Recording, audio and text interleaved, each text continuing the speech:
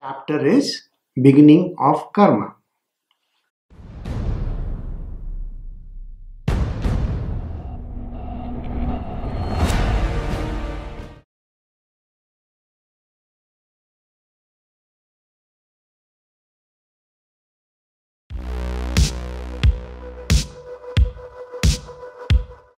We are continuing with the series, the Book of Karma. Now, in this Book of Karma, a new chapter we are going to evolve. It is called Beginning of Karma. The question you may ask is, where did karma begin? If you remember, karma is actions, words, deeds, or even thoughts. Now, this must have begun way back in time. Now, the first chapter that we did was rebirths. Now, humans and various other creatures have had continuous cycle of births. These are rebirths that keep on happening. And the rebirths happen because we have to eliminate these karmic actions which we have performed. So the question, where did karma begin?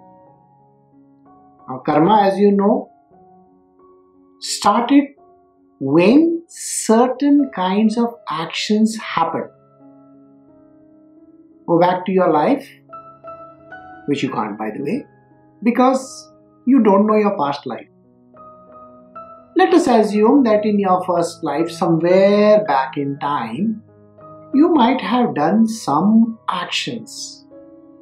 Now, those actions could be maybe clubbing another person,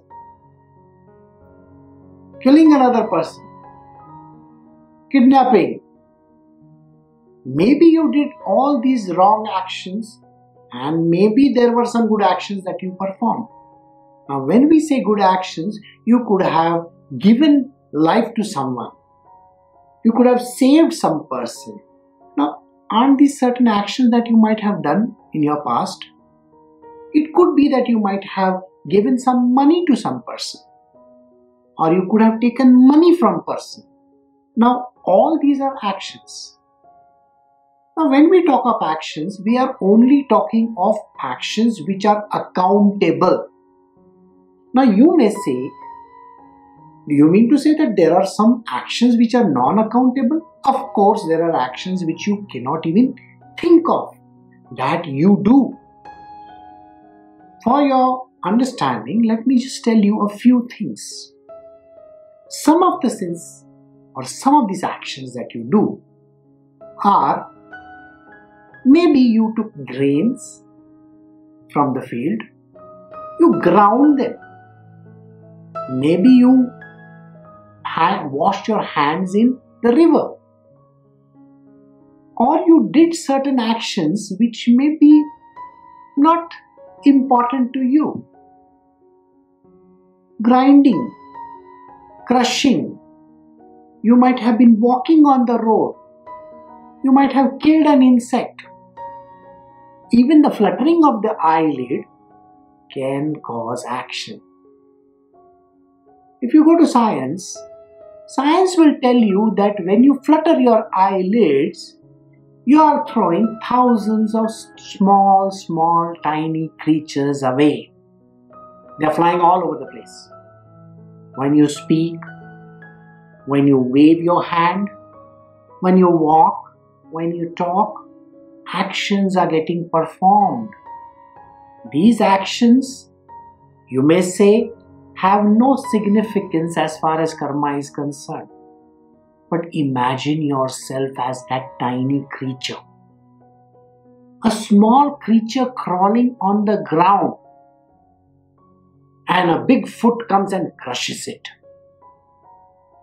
Don't you think that action was created over there of crushing that creature? Now, these actions are accountable. They go in the book of karma as actions performed. There are two things in the book of karma. We classify them as bad and good karma. I'm sure you have heard about these terminologies everywhere. Good karma and bad karma. What is this good karma and bad karma? You may say that I donated to charity. I gave somebody some of my old clothes. I helped someone in need. I gave blood. Maybe it's just called blood donation. You did some great actions, which you think are good karma. When you were passing down the road, you gave 10 rupees to a beggar. You went to a temple. You did some prayers over there. You may say that these are good karmas, these are some good actions that I did. Bad actions or bad karma, I copied in my examination. I paid a bribe. I beat somebody up. These are certain kinds of actions which you may say as bad. So one is a good, one is a bad action. And both these are called karmic. Karmic actions. So where does this lead us to? You may say it is good karma, so I am going to get benefits out of it. This was bad karma. I am going to suffer for it. So whether it is good or bad, you are definitely saying certain words. You may not know them, that you are saying them. So if you have given to charity, what is the return on investment over here? You have to get that in return, isn't it? This is what the law of karma says, that you have to get everything back once again. So if you gave someone 10 rupees, you have to get those 10 rupees back. Then only the equation is equalized somewhere. So the right hand side and the left hand side are equalized. So you can say 0, 0 on both sides. So if you paid somebody 10 rupees, it is important to get those 10 rupees back. In karma, this is exactly what happens. You have been performing actions all your lifetimes. Any action of any kind, you have to pay for it, or you have to take the payment in return. Either ways, what have you actually done? If the action is committed with another person, another entity, the same entity has to return it back to you. You may say that, why should I return it back to the same person? Maybe I can give it to another person. Do you think that is valid? If you are the deserving one, shouldn't you get the benefit of it? So if you are a deserving kind, let us say you have worked really hard in your company, can I give the promotion to someone else? I don't think that is right. You will feel cheated. So karma is equal. Same person, same karma. Now, we were talking about rebirths. In various rebirths, you might have been born as a creature, a worm, an animal, a butterfly, I don't know. You might have been born just like a tree, or any such kind of a sentient or an insentient being. Whichever birth that you have taken, in that birth, if you recollect my last satsang, you remember that whatever is due to you will come back to you. So you have to repay, and that repayment is called prarabdha karma. For that particular lifetime, you are paying back. Is the sanchit affected? Not at all. Sanchit only gets affected when you do more karmas.